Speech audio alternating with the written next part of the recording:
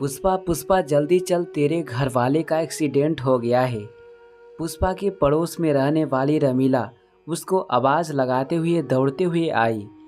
रमीला की बात सुनकर पुष्पा जैसे सुध बुध खो बैठी और जिस हालात में थी वैसे ही दौड़ पड़ी। पुष्पा का पति एक छोटे से रेस्टोरेंट में काम करता था और पुष्पा 2-3 घरों में कपड़े, बर्तन और साफ सफाई का। उस रेस्टोरेंट में गैस का सिलेंडर फटने से उसका पति बहुत बुरी तरह घायल हो गया था। लोग उसे अस्पताल ले गए थे। पुष्पा भागी भागी अस्पताल पहुंची, पर तब तक उसकी दुनिया उजड़ चुकी थी। पुष्पा के 3 छोटे छोटे बच्चे थे। उस पर तो मानो पहाड़ ही टूट पड़ा।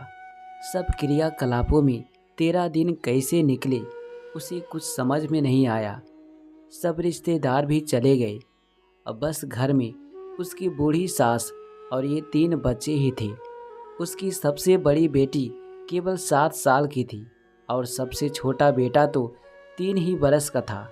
बच्चों और बूढ़ी सास का मुंह देखकर पुष्पा ने फिर से हिम्मत जुटाई और अब 3 से 6 घरों का काम ले लिया। उसके घर कमाने वाली वो अकेले ही तो थी। सुबह 7 बजे अपने घर का पूरा काम करके निकलती, फिर दोपहर में सबको खाना खिलाने आती और फिर जाती तो सीधे रात को 9 बज ही जाती। उसकी सास दिन भर बच्चों की देखभाल करती।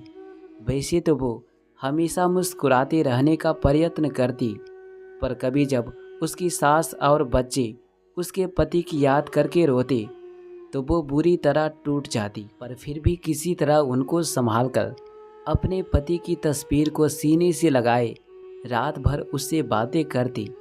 आखिर उसके दुख को बांटने वाला वही तो था। इसी तरह उसकी ज़िंदगी चल रही थी।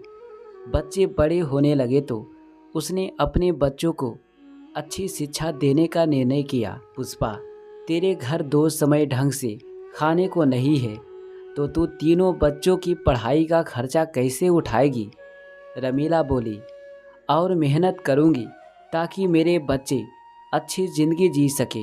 उन्हें अपने जैसे घर घर काम करने नहीं दूंगी।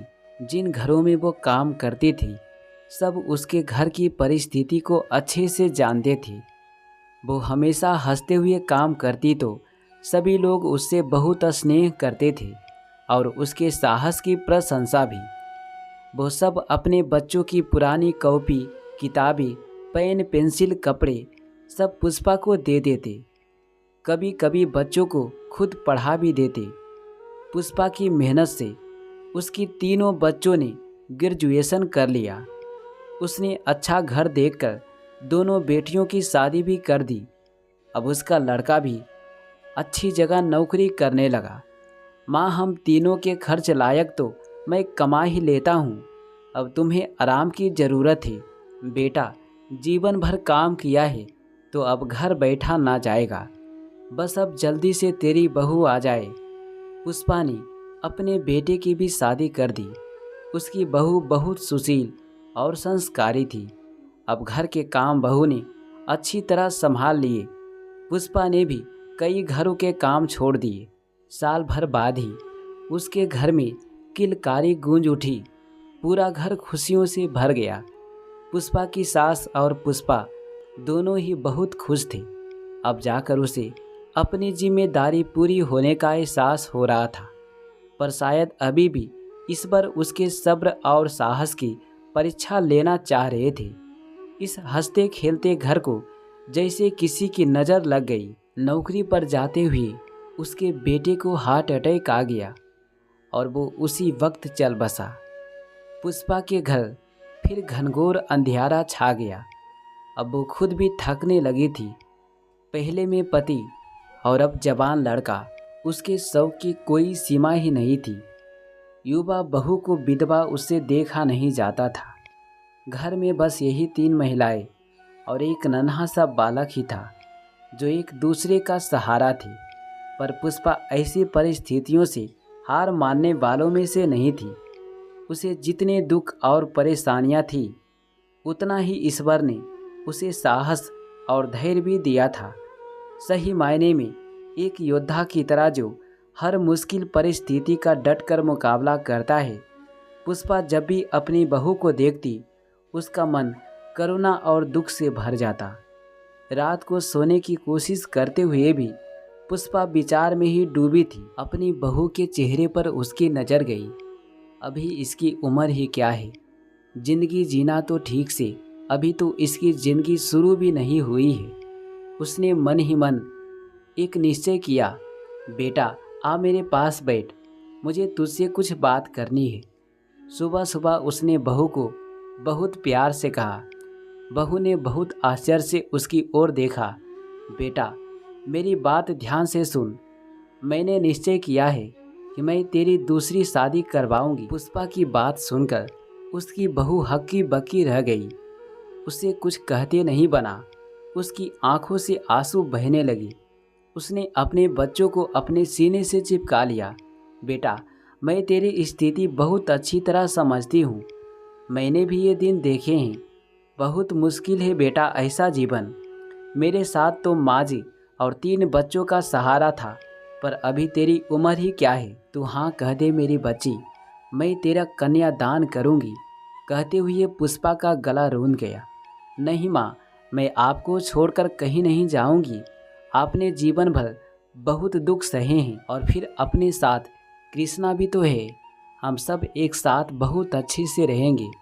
नहीं बेटा, तेरी शादी के बाद तुझसे मेरा रिश्ता थोड़ी ना टूट जाएगा।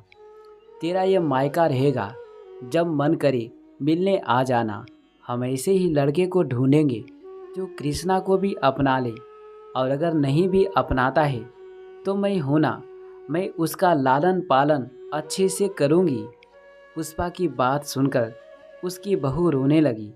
दोनों सास बहू बहुत देर तक गले मिलकर रोती रही, जैसे अपना सारा दुख और तकलीफ वो इन आंसुओं में बहा देना चाहती हो।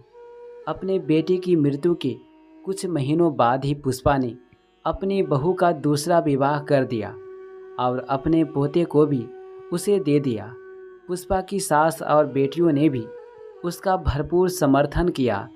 आज भी उसकी बहू पुष्पा के घर अपने मायके जैसी आती है। दोनों में सगी माँ बेटी जैसा प्यार है। दोस्तों, एक कहानी एक सत्य घटना पर आधारित है।